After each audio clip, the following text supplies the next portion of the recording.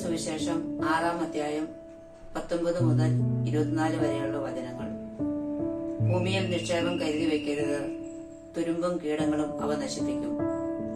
വീണ്ടും വചനം പറയുന്നു, കണ്ണാണ് ശരീരത്തിന്റെ വിളക്ക്. കണ്ണ് കുറ്റമറ്റതെങ്കിൽ ശരീരം മുഴുവൻ പ്രകാശിക്കും. സ്നേഹമുള്ളവരെ, ഈ നോയമ്പ് കാലത്ത് നമ്മൾ നമ്മുടെ കണ്ണുകൾ കൊണ്ട് മറ്റുള്ളവരുടെ കുറവുകളും കുറ്റങ്ങളും കണ്ടുപിടിച്ച് അവരുടെ കുറ്റങ്ങൾ പറഞ്ഞു നടക്കുമ്പോൾ അതിന് പകരമായിട്ട് നമുക്ക് അവരുടെ നന്മയും സ്നേഹവും അവരുടെ കുറവുകളും ഒക്കെ ക്ഷമിക്കാനും അവരെ ചേർത്ത് പിടിക്കാനും നമുക്ക് സാധിച്ചാൽ കൂടുതൽ സ്വർഗത്തിൽ നിക്ഷേപം കരുതി വെക്കാനായിട്ട് നമുക്ക് സാധിക്കും.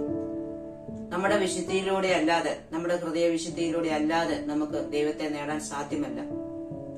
വീണ്ടും വചനം പറയുന്നു, നിങ്ങൾക്ക് 2 യജമാനന്മാരെ സേവിക്കാൻ സാധ്യമല്ല എന്ന്. ദൈവത്തിലേക്ക് തിരികെ അല്ലാതെ നമുക്ക് വേറെ കുറുക്കുവഴികളൊന്നുമില്ല.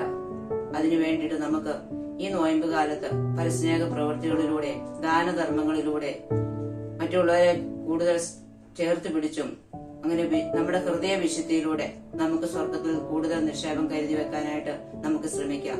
അതിനായി സർവശക്തനായ ദൈവം നമ്മെ അനുഗ്രഹിക്കട്ടെ.